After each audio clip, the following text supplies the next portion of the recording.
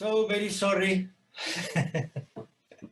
It was my mistake to make a public conference instead of a meeting. Okay, we are going to take profit from this time to talk about the preparation for living care. I don't know if Kwabena is already here, my co-leader.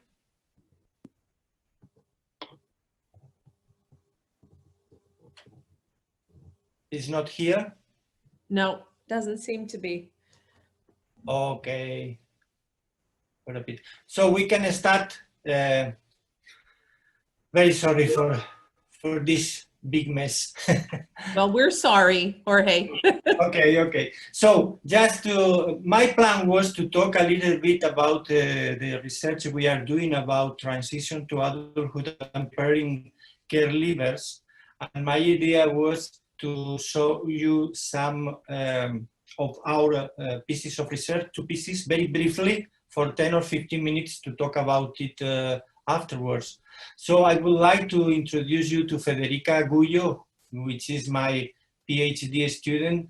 Barda, she is very well known for you. You're supposed to come to Montreal, I know. Hi, Federica. So, Federica is going to explain you something about her research in 5 minutes, and we can discuss it. Federica, could you share your presentation? Yeah, you can see me? Yes, perfectly. Okay. So, first, good morning. I'm Federica, and I'm doing my research on topics related to transition to adulthood from care, and especially about care leavers' need and their experience of the support that they are receiving in Spain. We have collaborated with several autonomous communities to know how their programs work and what they do to improve the current situation and the future of care leavers. And we have already collected data on 200 young people.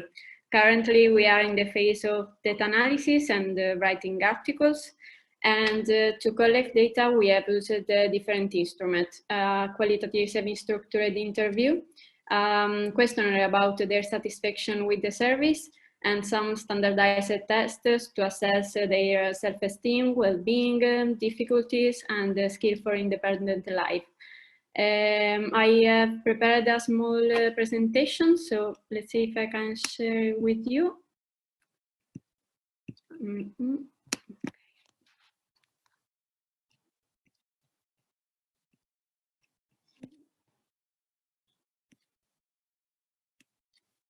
You can see?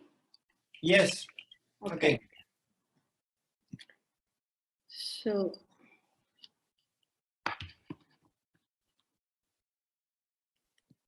okay. So, during the interview, we talk with young people about different aspects of their current and past situation that you can see here. We talk about study, work situation, economy, housing, health, community engagement, support network, and also about their experience in the childcare system and their feelings related to the transition to adulthood. Preliminary results show us that in their experience in the care system, young people appreciated the care support, the care and the support from the staff and their relationship with other young people. But they complained about a lack of freedom and the overly strict rules. And above all, they feel that the residential facilities are not preparing them sufficiently for independent living. Young people think that they should have taught them more practical things to help them live independently. More simple and basic things such as cooking, cleaning, putting a washing machine, and other things to manage their house in general. On the other hand, they are generally satisfied with the support received during the transition process, although they would prefer more economic support. For example, they think that there are too many restrictions to obtain the financial aid, and they would like to be able to receive financial aid for a longer time. Talking about their feelings about transition, we saw that when young people start living independently, they firstly enjoy the freedom and the chance to manage their own life, which was lacking in the residential facility. But they also feel very alone without the support during the difficult time. They feel also the pressure of their responsibility. And a lot of them were negative about their future because the uncertainty scared them and made them anxious, and they have fear of the failure and of not achieving their goals. So a lot of them simply prefer not think about the future. And that's all.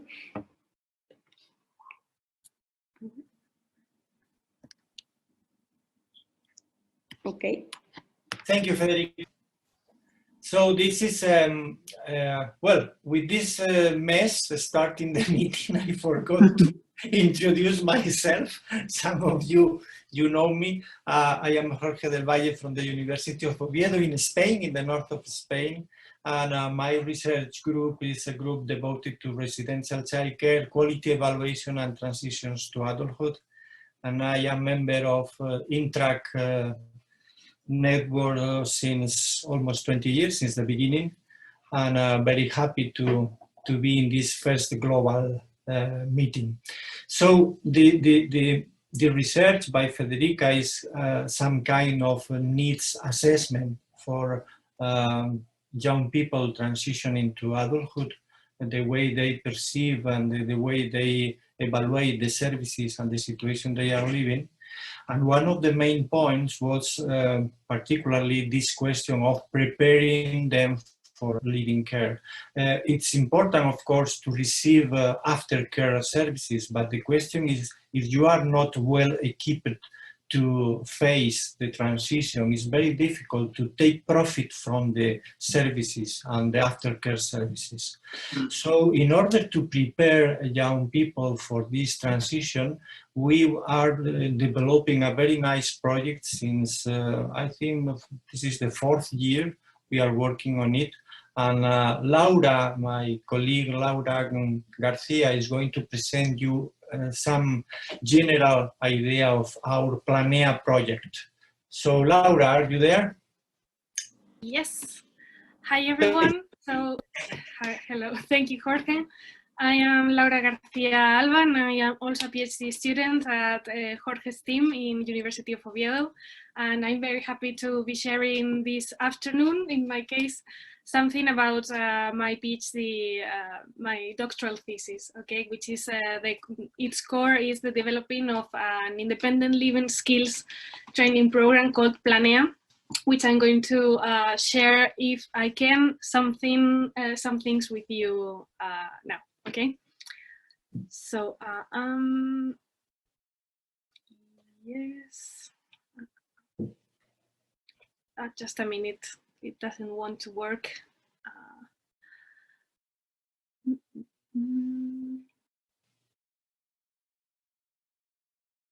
Okay. I have to, I think I have to exit the room, but I'm going to be back very soon, okay? Okay, okay. Okay. So, I see that Kwabena is in the room as well. Sorry for the failure with the thematic group. That's fine. That's fine. That's technology for you, yeah. So that's fine. Okay, sorry for that. I prepared the organization of the meeting was not good in the Teams Microsoft. We are working with Teams very much in the university, but always to teach classes. And I try to make a link for another different kind of event, and this is not the case for working. So anyway, So Laura is back, I think. I'm back. I'm so sorry because I haven't given permission to my PC to Okay, right. record the screen. So now I think you can see my presentation, right? Okay, right. Okay. So yeah. Well, I'm going to talk a little bit about our Plan A program, which is a life skills training tool for young people in residential care. Okay, so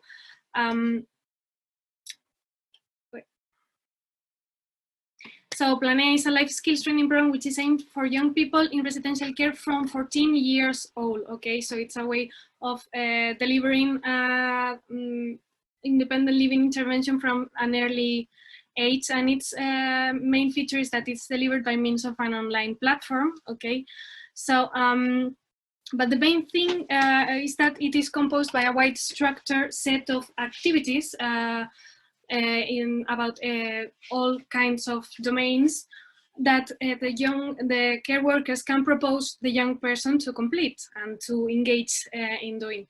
The point of departure of this program was another program which was called Umbrella Program and was developed as a European project, and also had this sense of having a workbook with different activities that young people can choose to do depending on their needs and situation. So the idea was to improve and to broaden the contents of this program at 2 levels. First of all, quantitatively, including new activities and new competencies, which are different now in 2020 from what they were in the year 2000 when this program was first published, and also qualitatively, including a new design, more attractive design, leaving behind those word art layouts and going into an online platform which could offer more for young people.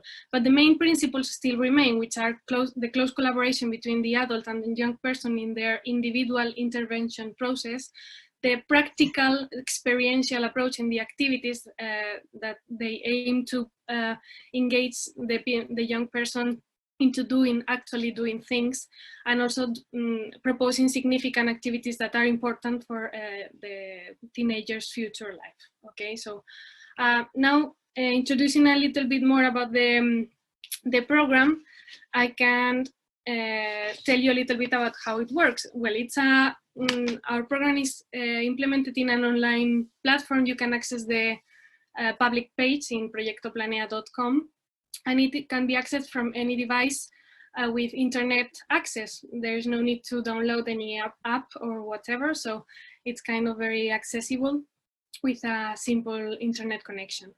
And the idea is that the key social educator and the young person can interact in this platform after they have been registered and they have their username and their password. So they can engage in a cyclic process in which, after doing an initial assessment, they can choose the activities together, do the activities, engage in the activities, and also then review them to start choosing new activities again, or maybe go back, always depending on the needs and situation of the young person.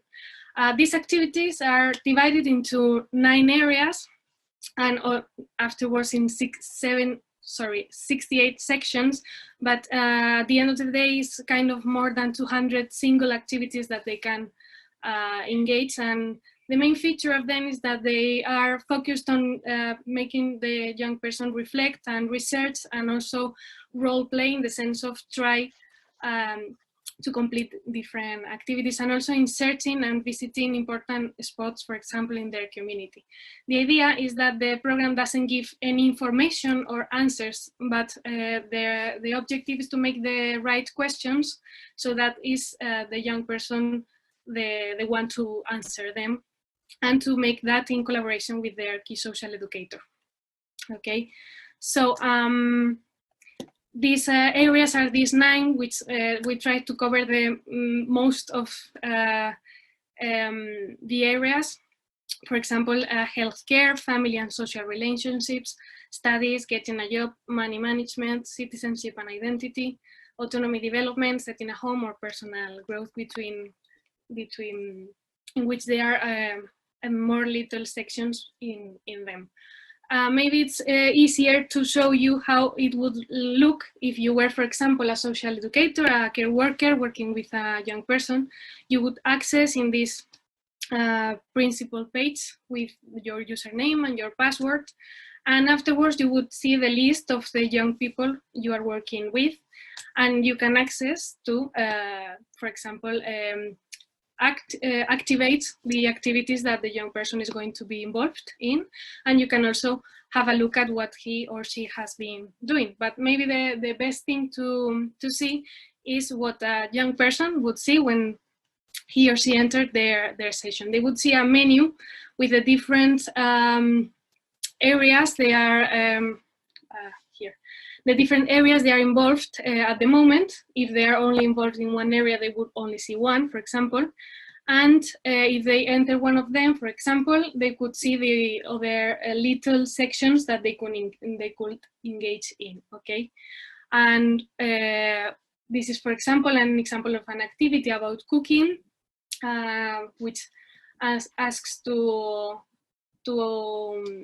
upload some photos of the recipe they have cooked and so on, okay? This is, I have another example here about how to, an activity about reflecting on the reasons why it's necessary to have a bank account and things like that, for example.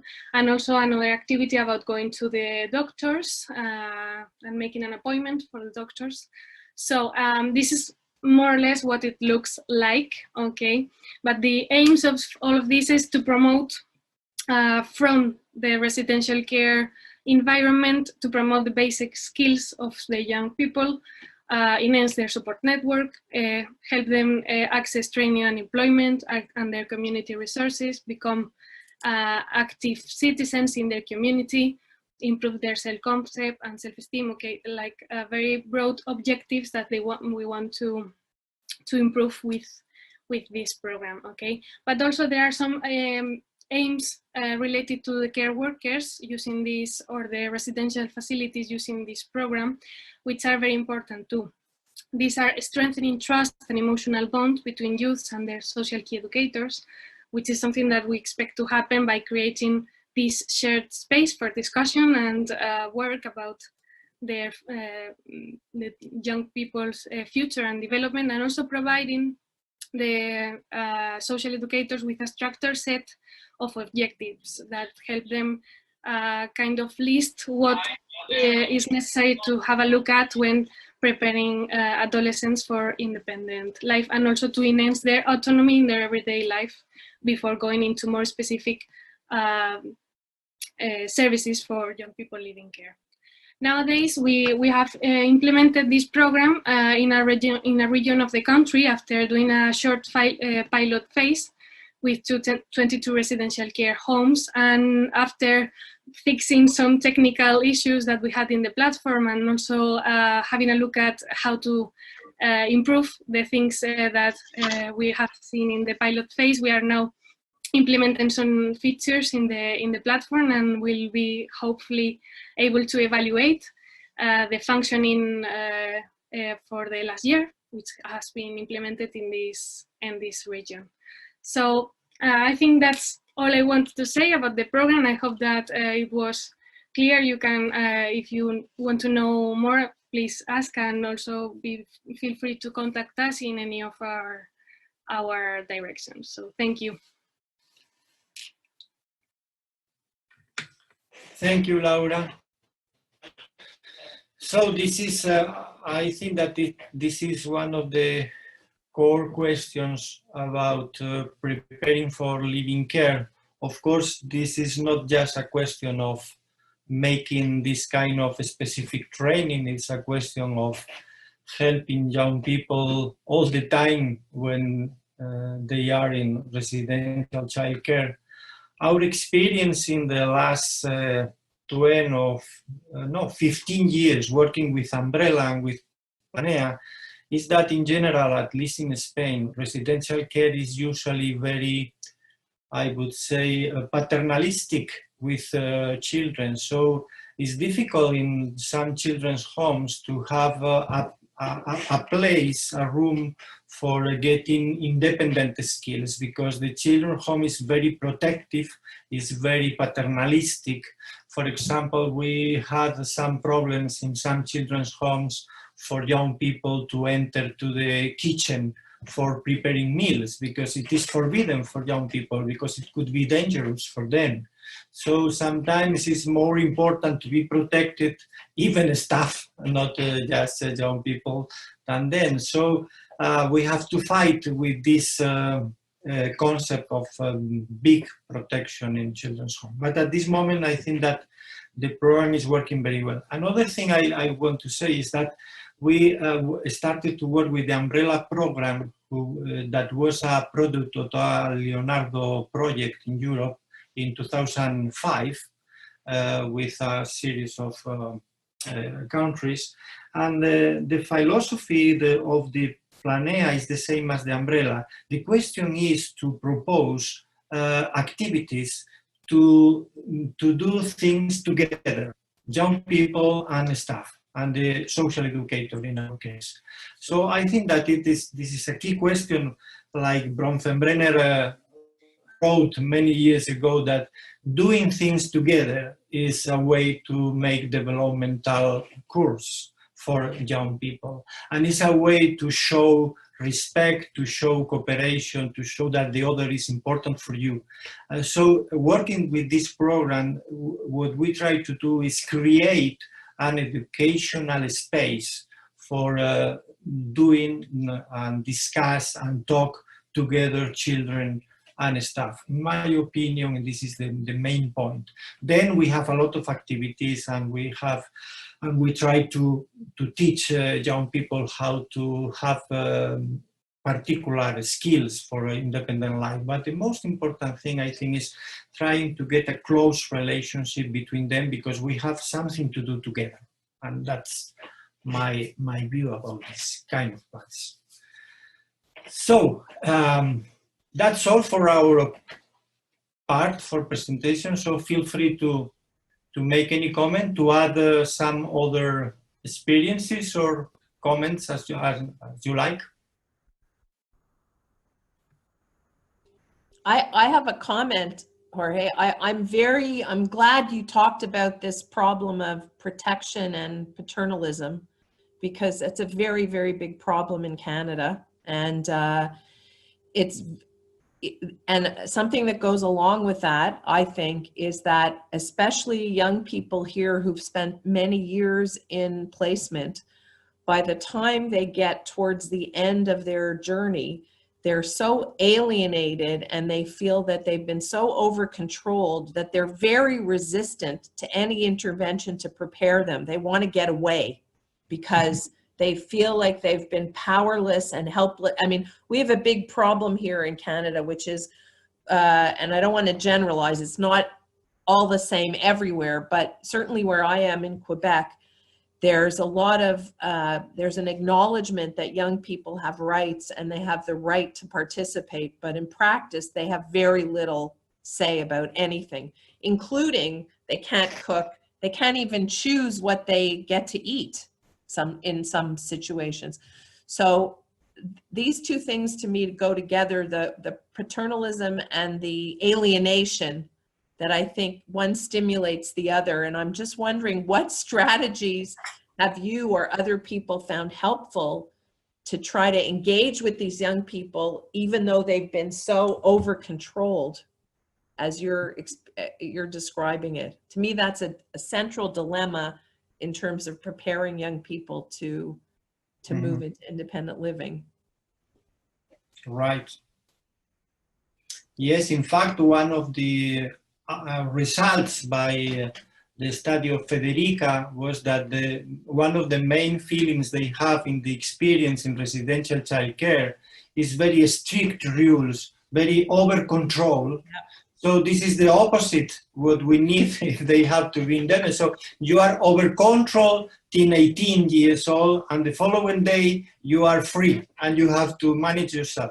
So it's a very difficult situation. Then you can spend a lot of money with aftercare services, but this is a very bad starting point. Yeah.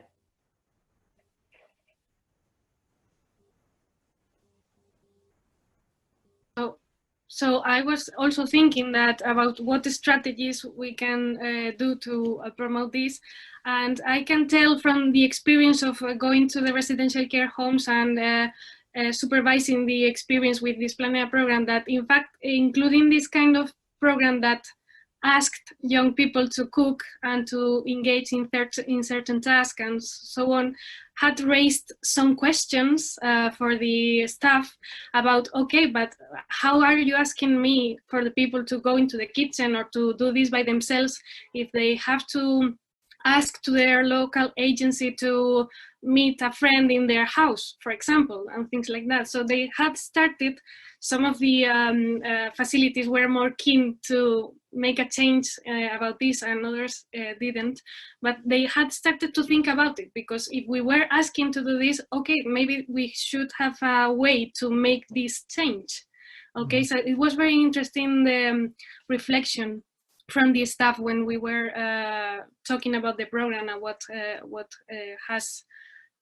was changing in their homes.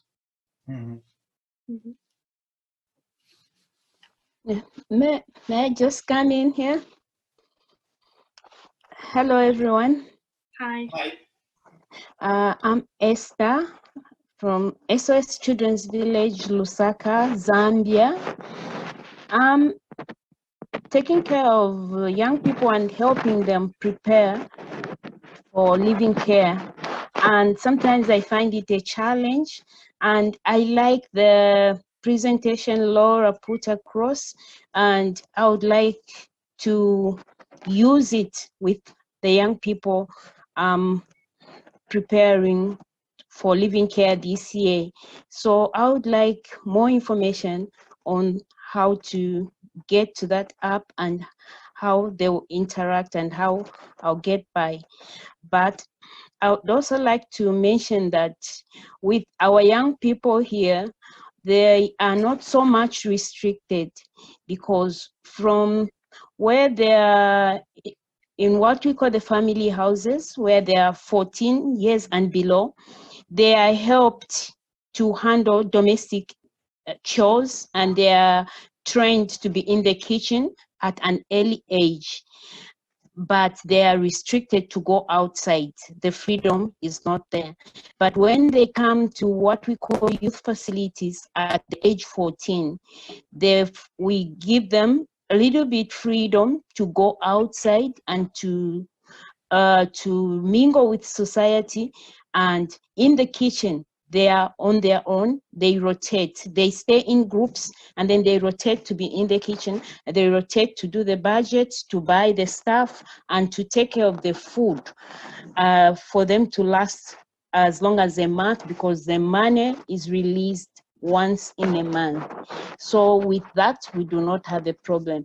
The problem we have is when they leave care and then they do not take care of their finances properly, and then they just really lose it. If they do not have an employment, they can't handle a business. So that's where we lose it. A few of them are managing, but others are not managing. That's where I would like Laura to help, so that we get into that application and that project. I think it will help. Thank you. Thank you, Esther. Well, with respect to our Planea project, in Spain, we are now starting to use this program. I think that in the next month, we can offer the Planea project to all the Spanish facilities, at least with the regions. You know that we have 17 regional authorities. We are working usually with 9 or 10, and I think they are going to use the Planea. They are waiting for the final version. But it is in Spanish, so the question of translating, or the question of using this program in other countries is the question of the language. So I think that our colleagues from South America, like Mariana in Argentina or in other people, they are very happy because they can use more or less in the same version. And also maybe that in Portugal is going to be translated, because we usually work very close with Portuguese researchers and people working in residential care. But I'm afraid that translating in other languages could be very difficult. But who knows? We are starting now with the project. I hope we can looking for solutions for that. Because it's very important, the question, even for us in Spain, we have a lot of unaccompanied minors, immigrant minors, unaccompanied asylum seekers, you say in English. And for them, our Planea program has to be very, you know, the staff has to be very careful, because for some of them it's very difficult to access to this Planea project due to the language. So they have to help a lot. But this is another reason to work together. So for us, it's good as well. No? But okay, I hope in the future we can have a solution for working with the Planea in different languages, if we have a positive evaluation of the results in the next 1 or 2 years. Any other comments?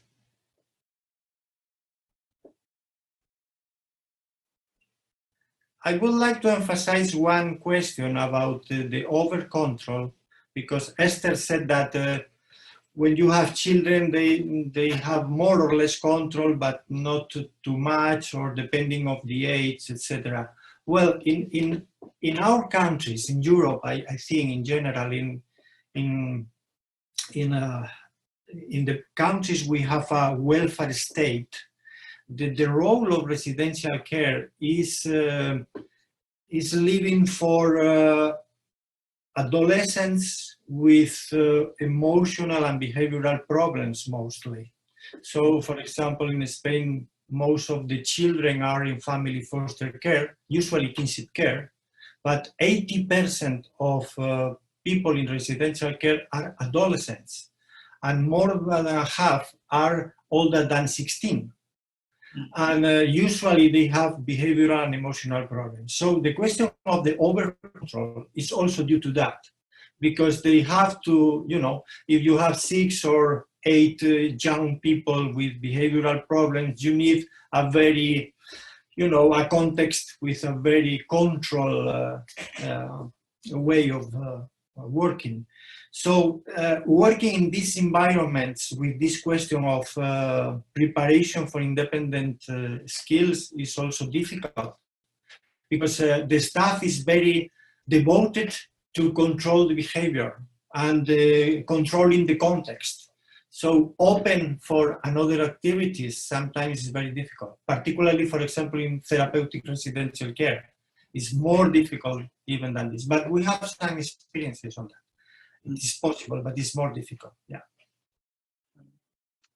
I think one advantage that SOS also has is that their concept is built around creating a family, you know, because they are more kind of a family-like institution, and it helps them involve the young people and children in daily activities. So I found similar things in Ghana, where they were made to do age-appropriate chores, and as Esther says, there's also some restriction about when to come in, when to go out, but there's the control is not as much as it might be in your case, where obviously you talk about how they have behavioral problems.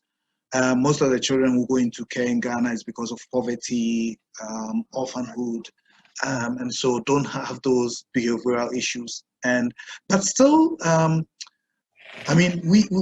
caregivers in Ghana have their own challenges, where in my case, the children, some of them at a certain age won't do what they are told by the caregivers and feel, well, they own the residential facility, and the caregivers can be sacked, and the caregivers struggle balancing wanting to keep their jobs and also being able to train and prepare these young people. So I can share what Esther shares. I mean, it's quite similar to what I found happening in SOS Ghana.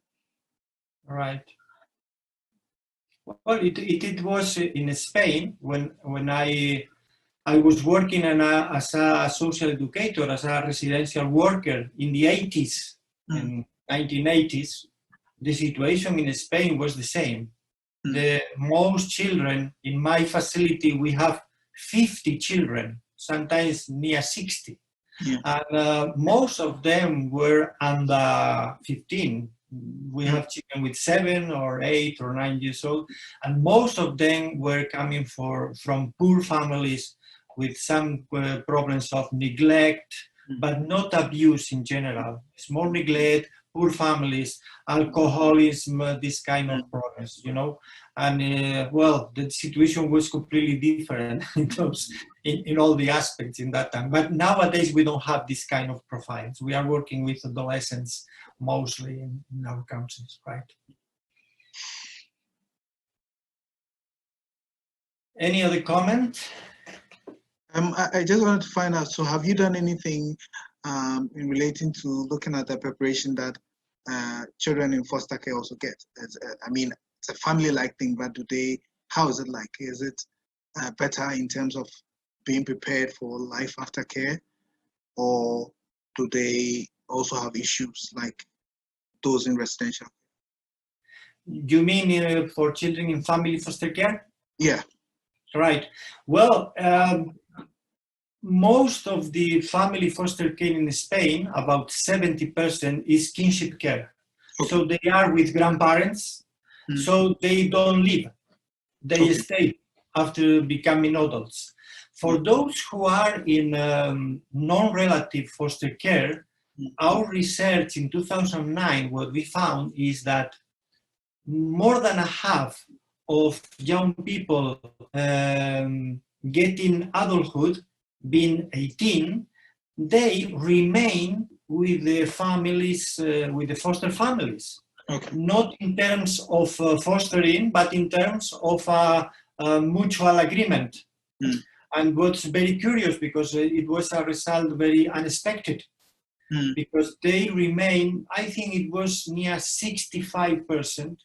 If they accomplish 18 years old being in family foster care with non-relatives, they got an agreement with the family to stay there. And even in some cases, they were adopted after being adults, because it's possible to be adopted if you were living with them when you were minor. Okay. So it's very curious. So we are not, we are trying to, in the future, we would like to try how to work with the Planea project in family foster care. It could be very nice for family foster carers. But well, we don't have such a pressure like in residential child care. Yeah. Okay. Thank you. Thank you. Thank you. Well, any other question or comment?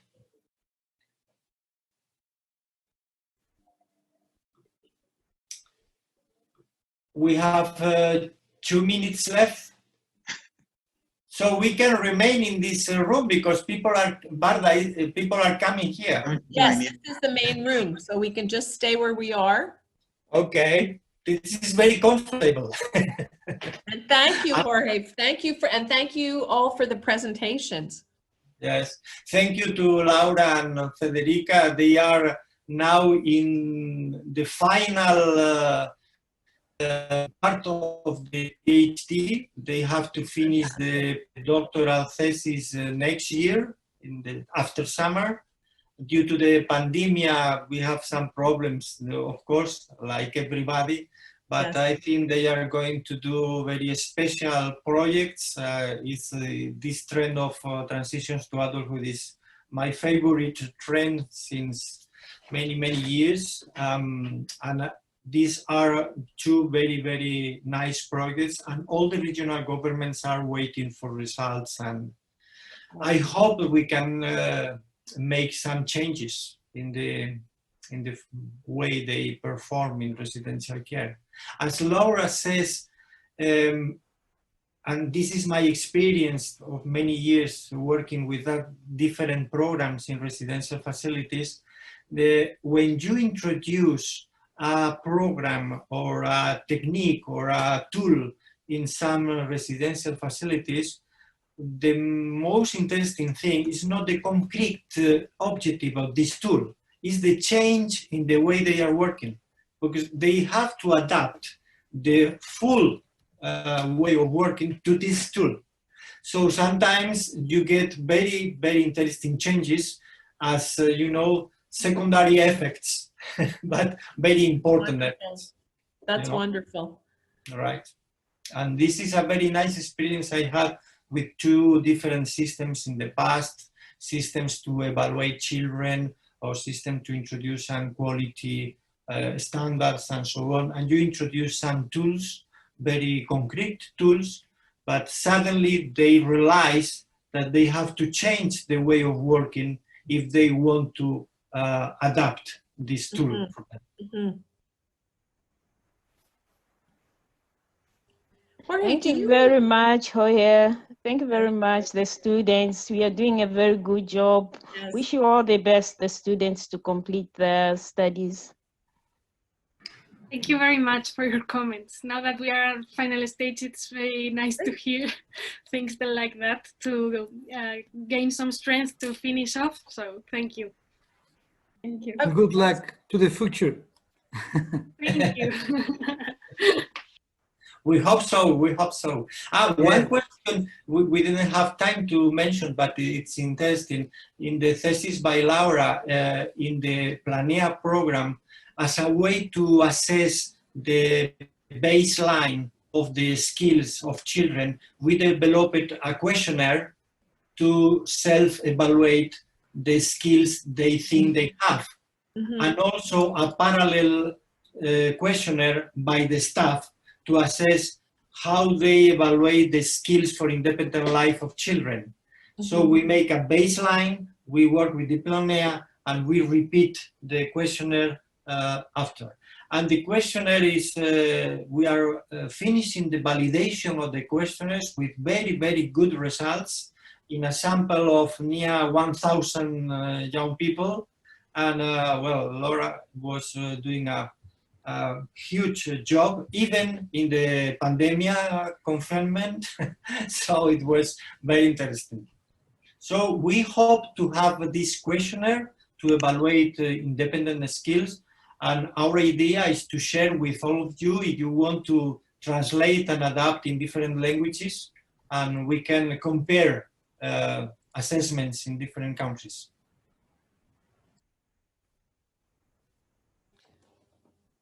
Jorge, I'm just writing you a note in the chat. Do you remember in Romania there was a discussion of a special journal issue on programs for preparations for leaving care? Do you remember that?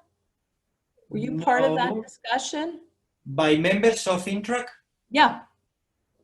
There was a special issue in the Children and Youth Services Review. Yeah. There was a special issue by members of INTRAC, but it was with a miscellany of research. Okay. For example, I had an article about transitions from kinship care to adulthood, and Mike Steen with other, but different pieces, not just to this topic. It would be very interesting to have a collection, because there's your program, there's some programs in Canada, it'd be very interesting to do that. Right. In fact, for the introduction of the Laura thesis, she is collecting all kind of materials, bibliography, literature review, about different kind of programs, and our idea is to prepare an article making a review of the programs working and the results. Right. Excellent. That's great. It's a part of the thesis of Laura, right?